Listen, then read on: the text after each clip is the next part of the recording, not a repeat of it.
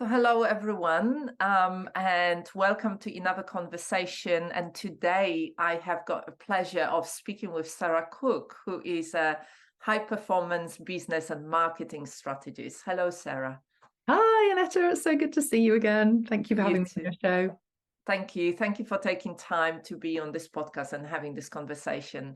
And it's so lovely to kind of be circling back and reconnecting with you. I mean, I've known you for quite a few years, Yes. and I had the pleasure of doing some of your training, some of your business and mentorships and coaching trainings.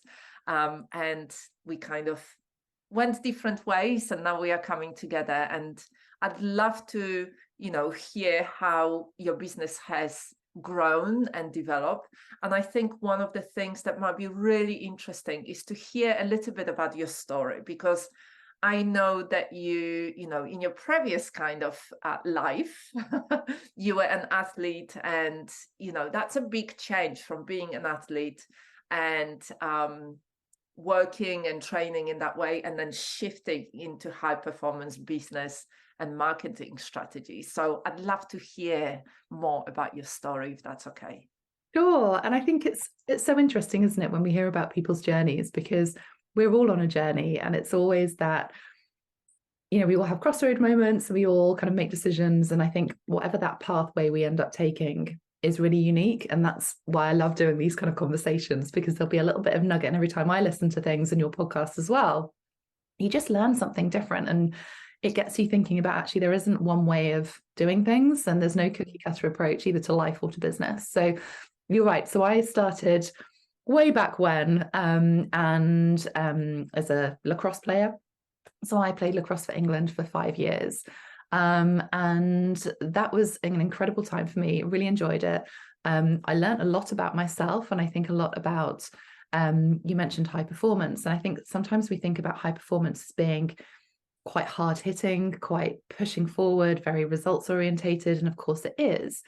But actually, I learned a lot about myself in slightly different ways as well. So the resilience, when you get an injury or when you don't win, and actually how you come back and explore different ways of doing things. And really, I kind of look back on that time as a really great time from a mindset perspective. And I had a horrific injury, which actually ended my kind of sporting career. So effectively, it meant that I had to learn to walk again. I couldn't play sport for a year.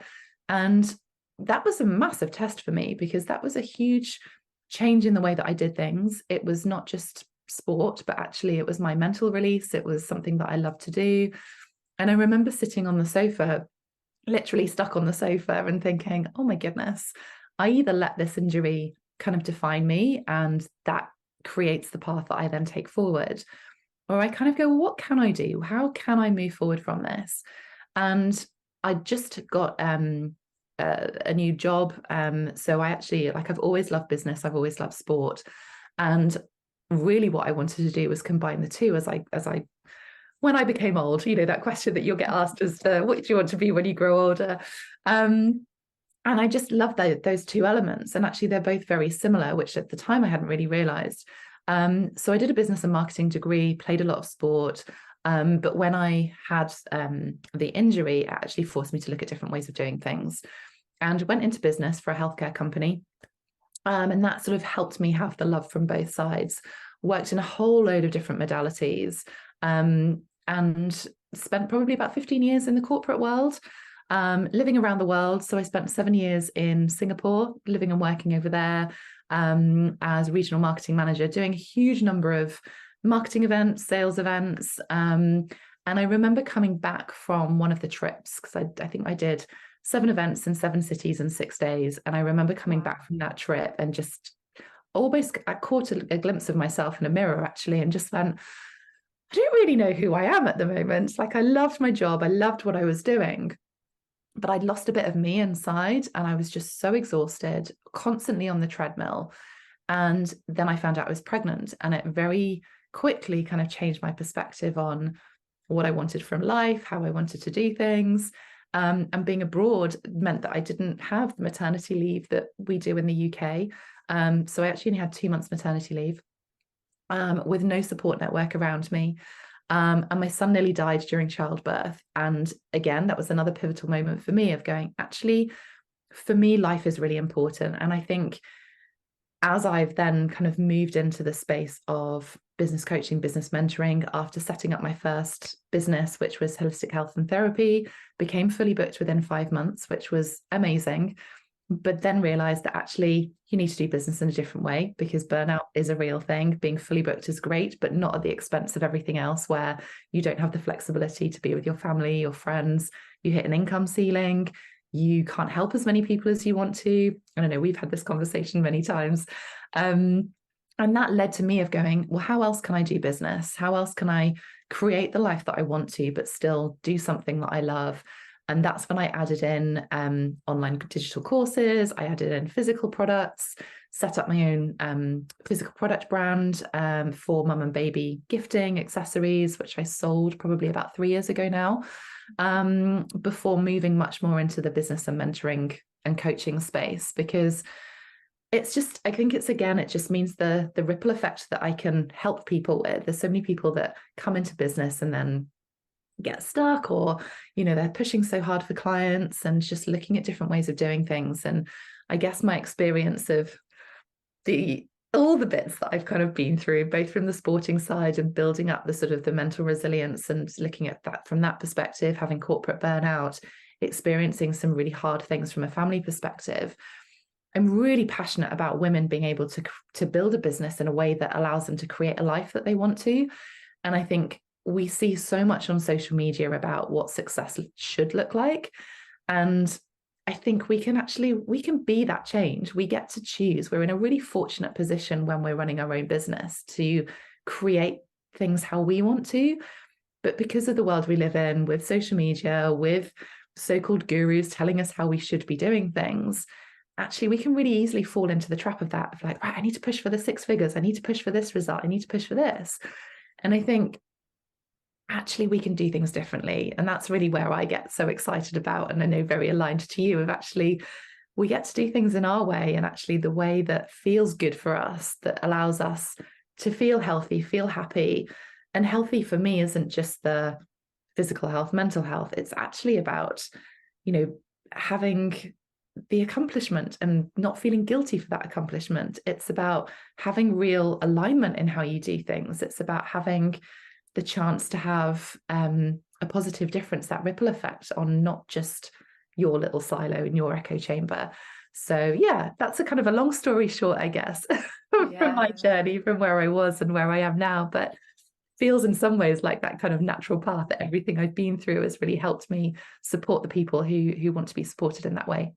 Yeah, lovely. I love your story. I mean, it's, the journey that you've been on, and there is so much richness in here, isn't it? It's, you talked about burnout, experiencing burnout. You talked about, having your son and, how life-changing that was, and actually having to adjust to how your life changed, and what really was important in your life. And I think so many women go through that. And I know that, from conversations with other women, that normal workplace does not support women at those stages, 2 stages of their life, primarily when we're having children and when we go through perimenopause and menopause. Absolutely. Those environments are not designed to support women, and many women leave. And I love the kind of, the question that you said, what can I do and how can I move forward after your injury? And it shows so much resiliency and so much, this is exactly the kind of questions we need to ask ourselves within the business as well. Yeah, absolutely. It's like, if I'm stuck, okay, I can't do it this way. So how can I do it? What can I do? Yeah. How can I move forward in a way that I want? And the last thing in here, really what stood out for me, is what you just said at the end. It's like, what does success looks like? And I know that I raised my hand and I own up that I was like, I need to 6 figures. And, I signed up for lots of different programs, like free stuff normally, showing me. And actually I wasn't at the right level for it. I wasn't in a place that I could or had capacity to do that. and really understanding that actually it takes time. Like if Yeah. you're earning 2,000, pounds in your business, which for some of us it's huge thing anyway, Yeah. consistently, to actually start thinking about how can I get to six figures, all it does is just creates loads of frustration Yeah. and And it can feel quite disappointment. And overwhelming. yeah, completely. So I know that before we started the podcast, we were chatting, and you said that last year you went through quite a bit of a transition within your business, and I'd love to hear Mm. about this, because some of the words that you mentioned were like, I simplified and I streamlined and made it easy for for me, for my life, for my nervous system. So I'd love to hear a little bit about that, please. Yeah, definitely. So I think, I mean, you mentioned it there that actually we're on, when we're running our own business, we look externally so much to see how other people are doing things, to see how other people have created the success that we feel like we should be creating. And the reality is that actually anything is possible, but it depends on what you want to be possible. And I think your goals are going to be so different to somebody else's, because we have a different family setup, we've got different financial aspirations, we live in different parts of the world, we want to go on different types of holiday, we want different things from life, and that's okay. And it's really interesting because whenever I do success visualizations or talk about success with my clients, very few people give me a financial figure. Yet when we start looking at business planning, we start with a financial figure. So I'm like, okay, let's flip this. Like, actually, what do you want? Like, really, how do you want to live your life? And I remember working with a coach years ago, and she said, well, you're not successful until you're only working 3 days a week. And I felt so much overwhelm at that time, because I still had my two children were really young then. And I was like, gosh, how do I cram everything into 3 days when they're only at school for a couple of hours a day? Like, that feels hard.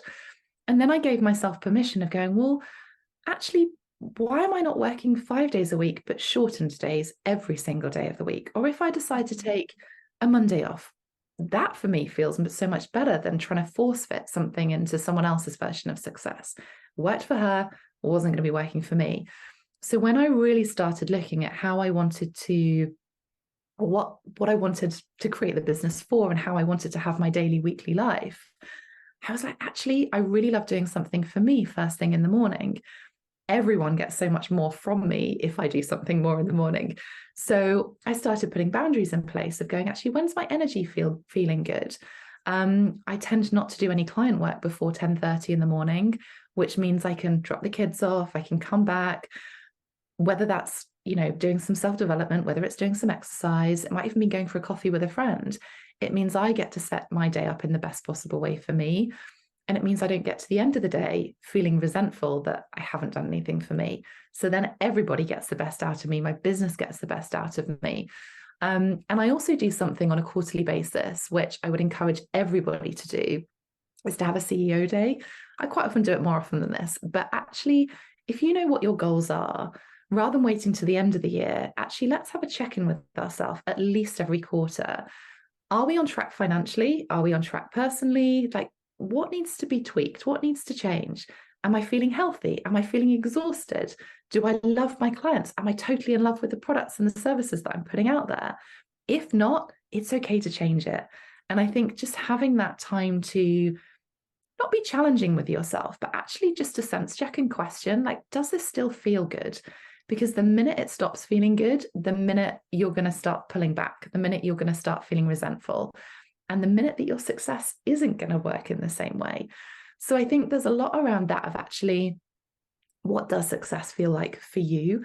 And being really honest with yourself, and then creating the business that allows you to do that. And so for me, at the end, probably this time last year, actually 2 years before, because last year was very much a simplification and optimization year for me, I just went, gosh, I just feel like I'm in constant launch mode. I feel like I'm constantly delivering. I don't feel like I'm a particularly nice person at home because I'm just exhausted.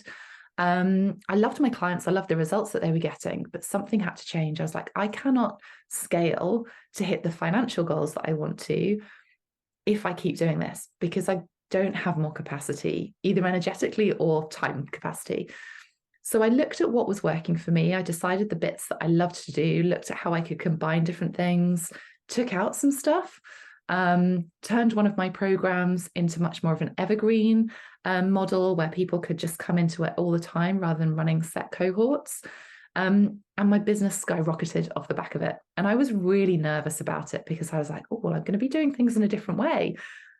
Everything's worked up until now. So how is that going to change? And I think courage is probably the biggest thing for me in business, that if you can, and having the support to have ideas around that, but courage to do things in a way that feels good for you. Because if you do, and you've got the support, you've got the energy, actually you can't not succeed in it because you know your version of success. And quite often I find actually there's a lot of slowing down to speed up. Every time I feel slightly overwhelmed or at capacity, I'm like, right, clear the diary, because and there was a phrase that, and I ran a retreat last week, and a phrase kept coming up for everybody of actually a busy and stressed mind can't be a creative one. And I think it's really powerful to remember that actually we can't think about growth. We can't think about doing things differently if we're constantly in what we're doing. And same, you talk about it from a nervous system perspective, like actually when we're feeling in fight or flight mode, everything else, you end up being in a plateau rather than actually seeing the growth. So by me cutting a whole load of stuff out of my business, really simplifying, really focusing on the stuff that I loved, focusing on the things that I knew clients were going to get results from, that's really when the business exploded. Yeah, I love that. I love that. And it's I love it because it shows so how really we have to follow our own kind of inner guidance. And it's like, I'm hearing you talk about the Evergreen program, and I had over the last year or year and a half, I tried to run Evergreen program, and actually for me it just didn't work at all. Yeah, and so I just literally I'm closing it now. Amazing. And next year I'm running it as a small intimate mentorship. Perfect. For a year as a collaborative kind of thing and collaborative project, because for me at this time, next year might be different. I might have different capacity. It feels like I needed to scale down. And I so agree with you. It's like we have to have this space to just for everything to settle down, for us to start thinking in a slightly different way. And if we are so busy, just as you said, we can't be creative. We just keep repeating on automatic what we've been doing, being in that survival mode and feeling overwhelmed. And that can easily lead to burnout. Yeah. And I think it can then lead to frustration as well, because you're like, well, this worked last time, so why is it not working this time? And we're almost in that hustle mode rather than being like, actually, let's just let it flow. The more things flow, the more we feel the joy about business, the more success you're going to have personally as well as professionally. Yeah. And the other thing in here, I mean, I know that you've got podcast. Yes. And, I was very lucky. I've been on your podcast a couple of times over the years, and your podcast is really great. And I listen to it, regularly. Remind us what it's called. Do you know what? It's really funny because it's called the Healthy Business Podcast. Healthy Business. And it brings together all of what we've been talking about, that actually a healthy business is going to mean different things to everybody. Of course, you've got to have a healthy, profitable business. That's a viable business. That's the way you make it cash flow successful, but actually not at the expense of you being burnt out, not at the expense of, you not enjoying it. Like it's that full health. And, it really ties into the book that I wrote back last May that was published. So you can grab that on Amazon. That's called Healthy You, Wealthy Business.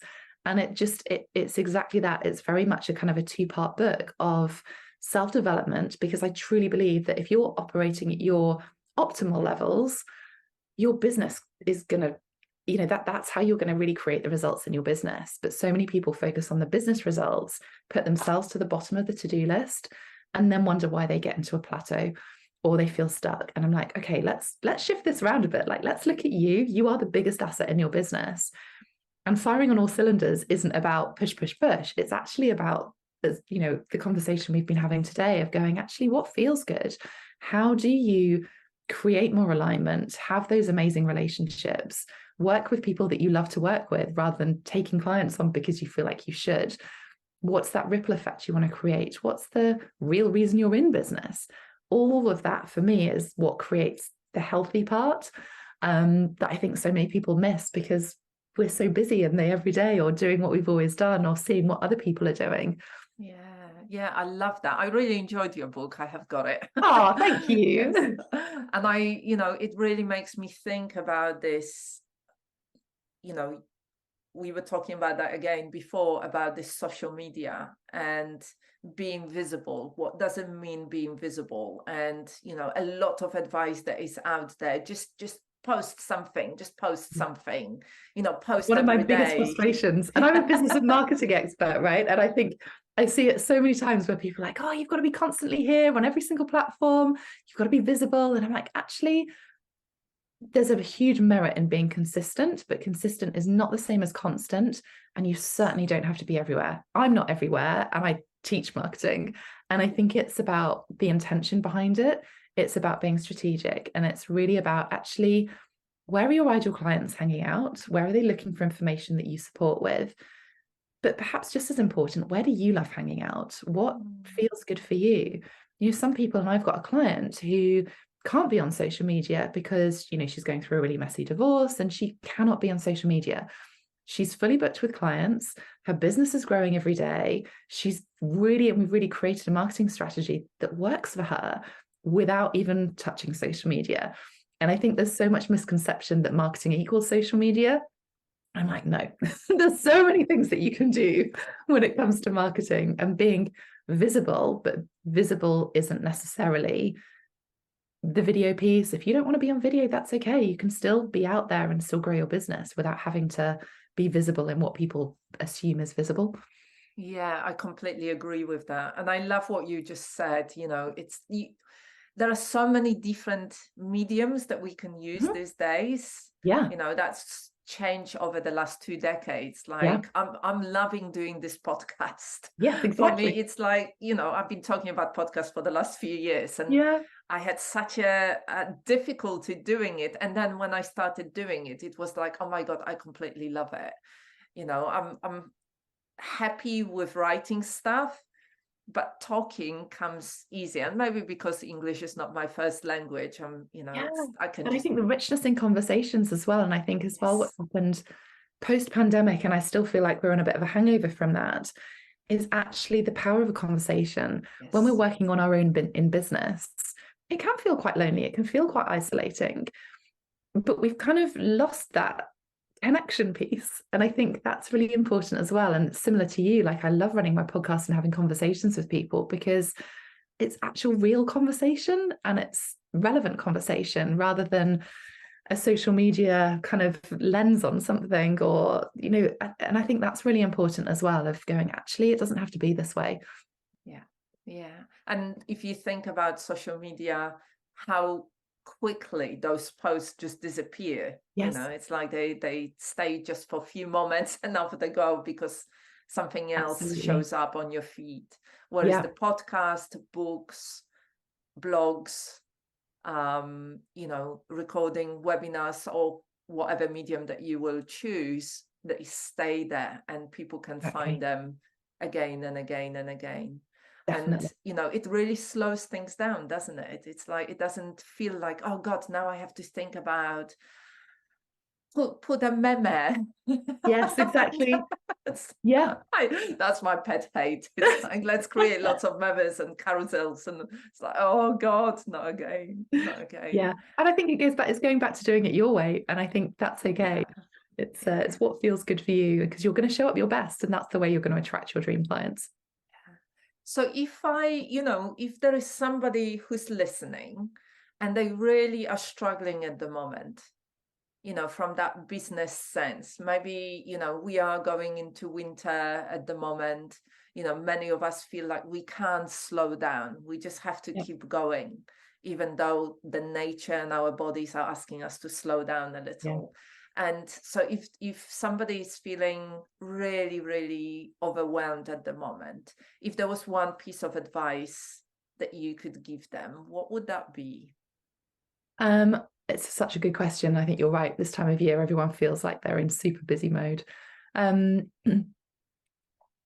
I would say tune into actually what it is that you want, not just to hit the end of the year, but how you want to feel at the end of the year. And I think there's probably two things, because I love combining the personal and the business side of things.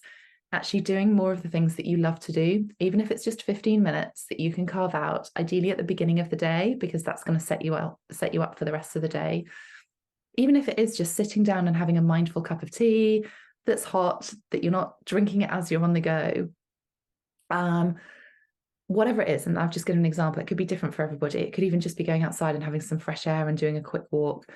That will help you get clarity on actually what it is that you need to do within your business.